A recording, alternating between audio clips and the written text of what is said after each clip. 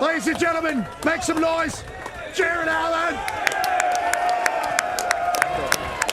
Jared, can I go through your stats? Because you just blew right through it. I was supposed to do the stats while you were walking up. Oh, yeah. My bad. Ladies and gentlemen, a man who had 136 sacks, 32 forced fumbles, 2 tuds, and forced one man to run out of the back of an end zone. That's tough, Dano. It's going to be a long weekend for you, I think, Orlovsky. Ladies and gentlemen, Jared Allen is here.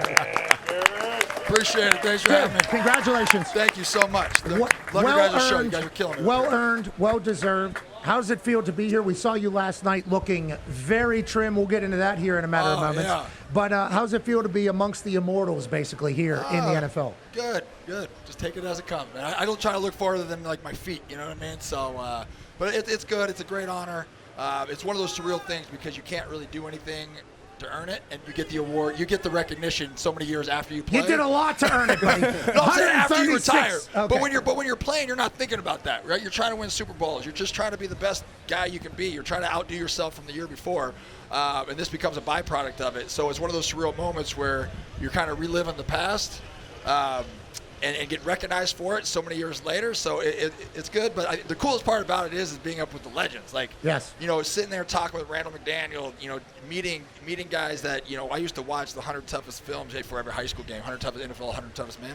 And to actually meet those guys, seeing some of the guys that have passed, meeting their wives and their families. So that's cool. And listen to guys talk. I was talking to Jan Stederud the other day, fellow Norwegian. Oh, yeah. Sure. And so just, Willie Lanier, hearing his story, and I hadn't seen Willie for years and years and years since the Chiefs. So just super cool, super fun experience. I haven't heard Jan Stederud's name in a long time. Had to write that one down there. AJ has a question for you, Jared. Yeah, Pat asked Eric Allen about a speech. What about your speech? Did you write it yourself? You feel comfortable? All me. All me. Did you actually write down? Is it going off the top of your head? Read it? What do you do? So I started off the top of my head, right? And then the hall is very controlling. They try to be sometimes. They want you to check in. I refuse to check in. Good for you. I refuse to be censored. You're not going to tell me what I can say. They want you to send your outline. They want you to send an outline. What could this speech be? And I'm like, absolutely not. Yeah, what do you say? I will not send a speech until yesterday. No, so I wrote it myself. It was all up in my head. My wife was like, you might want to actually write it down. Just in case. So as great thoughts popped in my head, I wrote them down, organized them. You know what? It's pretty awesome. Nice. Maybe. I don't know. Send a lot of love to a lot of people. Yeah, it's a typical. Let's be honest. There's 380 speeches that have been. I'm through number 380, right? So 379 people have spoken before me. There's not going to be a lot of original stuff coming out of my mouth. There could be. True. How shout out to my high school coach. Believed in me. Yeah, we're going to hit the topics. Throw a little humor in there. Like wife, love you. Everything, so right? much. I was like, this could either go 23 minutes with me rambling or 2 minutes and be like, thank you, everybody. No, don't do 2 minutes. We need you right there in the middle. Okay? No, Anytime we're Jared good. Allen speaking, We're good. I just ran it through the teleprompter. I'm 11 minutes with pauses. So nice. We're good. Okay, good. Yeah. They banked in the clap and laugh break. Is there Yeah, a laugh break? that's up to the audience. Oh, they'll deliver. If These yeah, people you know will what I mean? deliver for you. I got They're some pretty jokes pissed that I hope don't fall flat. Cars on the highway will also be cheering for you as you go. D-Bud has a question for you, Jared. Yeah, when Antonio was up here, he talked about him, watching Rod Woodson and having a route, and he made a catch, and that was kind of one of his moments. Like, okay, if I get open against Rod Woodson, I can get open against anybody. You had a long, elite career, but was it a play or a game or maybe a tackle you went up against, a quarterback you sacked that you was like, okay, I've kind of arrived, even though you obviously worked your ass off the whole way? That's actually part of it. I don't want to give the story away because it's in my speech. Don't. Yeah, but early in my career, let's put it this way: I took some lumps in the practice field, right? And you learn very fast. I had the displeasure and pleasure of practicing against Willie Roaf every day. And I think he's the greatest tackle to ever play the game. And some people agree, some people don't. That's my opinion. But I knew if I could learn to beat him, I could beat anybody. And so, I think probably one of the first times I figured, we're going to be good was just, learning through Willie and knowing what I was practicing up against. But, yeah, I got my first sack, I think it was like week 3 or 4, something like that, against the Texans.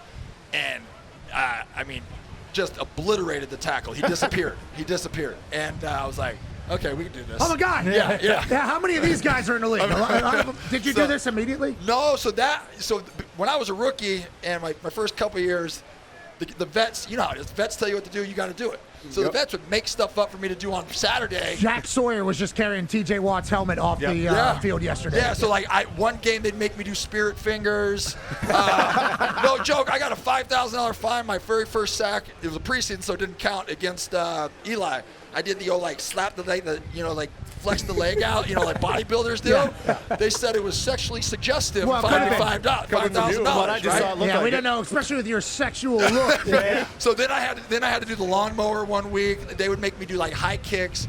So finally, they used to make me do all sorts of dumb stuff. The Neil Smith got put in the Ring of Honor. And I did his celebration, hit a home run, had a couple of sacks against the good old Chargers. I also loved Phillip Rivers. It was he held the ball a long time. Love you, Phillip. And was not the greatest mobile quarterback of all time. Boy, that guy could play ball. Oh, fantastic. And talk shit. Oh, I loved it. That's what I love about it. But I got a couple of sacks, and Neil was like, "Hey, man, I appreciate you doing my celebration. You need to do something that's you." And I grew up on a horse ranch, renting, cutting horses, and I used to grow up calf roping, and so. We were talking about, I was like, man, when you calf rope, right? You throw the calf down, you tie up 3 legs, put your hands in the air to stop the clock. So we started doing that on quarterbacks about I think my second year, and it stuck. Legendary. The best. Also, you're the only cowboy doing light ranching. You ride a damn horse into the retirement thing. It's are you still riding horses? Are we still? Oh, absolutely. Are we still light ranching a little bit? Oh, yeah. I'm still roping, all that fun stuff. My hands are just healing up. I got tore up at a jackpot. A jackpot? What is a jackpot? It's a rodeo? Roping, yeah. It's just a roping competition. So. Are you in it? Yeah. Are you by far the largest human being that's on top of these horses that are doing these things? Yes. Now, on that note, you're much smaller than you were. Correct. Are you, I don't want to give away the story, but as soon as we saw you, we thought you were doing the Ironman cycling race. That post-NFL career. Yeah, nope. That's not the case. No, so at first. Actually, something very scary. So at first, I realized muscle weighs more than fat, Sure. so I quit lifting weights. Smart. Right? Just get rid of the muscle. Yeah. That's health tip number 1, people. Get rid of the muscle. I'm on a lot of science trying to build it. Hold on. Right now, but okay, I'll listen. You're a Hall of Famer. I'm teasing. But no, so then I was losing weight rapidly, right? And I couldn't figure out, I randomly dropped 10 pounds. I couldn't gain it back, would randomly drop 10 pounds. So was doing all these tests trying to figure out, what I had, make sure I wasn't dying. And then my doctor found out doing some absorption tests that I had alpha-gal, which I got bit by a Lone Star tick when I was out in the woods one time. And it makes me allergic to the sugars in mammal meat, any mammal meat. Wow. And so I was having some digestive issues and losing weight. So now I'm on the fins and feathers diet for a little bit so I can get it out of the diet. Fins and feathers, I like that. It's called fins and feathers. And just trying to get weight back on. And now I got to start lifting weights again. How long has this been happening? I don't know. I just found out. But it's been happening probably anywhere 5 or 6 years. I just found out this year. Yeah. How long? Is this forever going to last? No, some people it's forever. I'm luckily I have it light, so I might be able to get it out of my system. Some people have to carry EpiPens. Some people can't even touch grease or use hand soaps that have beef gelatin in it, stuff like that. Holy hell. That's crazy. Well, I'm happy you figured out what it was. Yeah, for sure. Because it did look like you had a 32-inch waist when you walked in. Yeah, 34, but yeah, it's getting there. It's getting there. Nice. You can be a tailor. Yeah, we were eyeballing it. I was like, that dude's got a 32-inch waist, I think. What sucks is when you get smaller here, your head doesn't change. So my head looks bigger. And it's this is not a good look. The whole thing. Yeah. Yeah, but you look healthy. Yeah. Even though you weren't at all. I feel good. Outside looking in, you looked very good. And also, the hair still looks phenomenal. Oh, yeah. And you know what? And Connor, I appreciate you letting it flow tonight, brother. Thank you. I really Actually, funny appreciate enough, before the show, I said, fuck Jared Allen. I'm keeping my hair up. And then, when I saw you, I said, this is Jared Allen's weekend. This is something that's cool. It's an incredible honor. Last night, for those that don't know, which is everybody that's listening, Jared Allen walked over to us in the lobby restaurant of the Hall of Fame thing. Walks over to us. We have a 35-second encounter. Great to see you. Holy hell, you look good. Well, I'm actually not good. Does the Lone Star thing, the whole alpha gal. And then he looks at the table. He sees Connor, and he goes, you got a man bun? And then he looks at the rest of the table. He goes, you guys are letting them do this?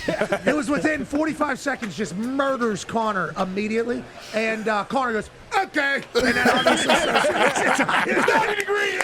Super defensive. Yeah, he got super defensive. My hair's longer than yours. You killed me. I can't tell. It's in a bun, bro. My daughters wear buns, so that's cool.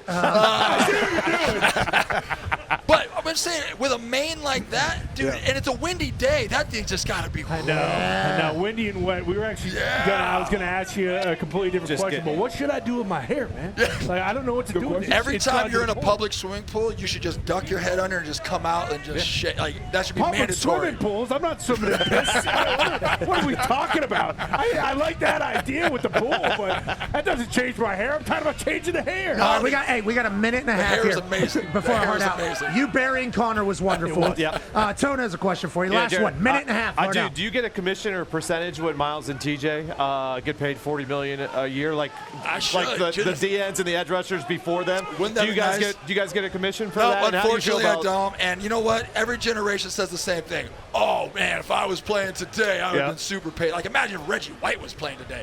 They'd have to pay him $1 billion. He'd be the first $1 billion contract ever. No, I just like seeing the success, man. I like seeing guys that are still playing all 4 downs or all 3 downs, right? Like Myles Garrett up here, he's a beast, right? TJ, he's making plays just other than the pass rush, you know, and that was what, when you get high sack numbers, a lot of people start focusing on that, right? I came from I heard Antonio talking about Marty Ball, and I played against Antonio, right? But tight ends are still only half people, just so we're all clear. Half people.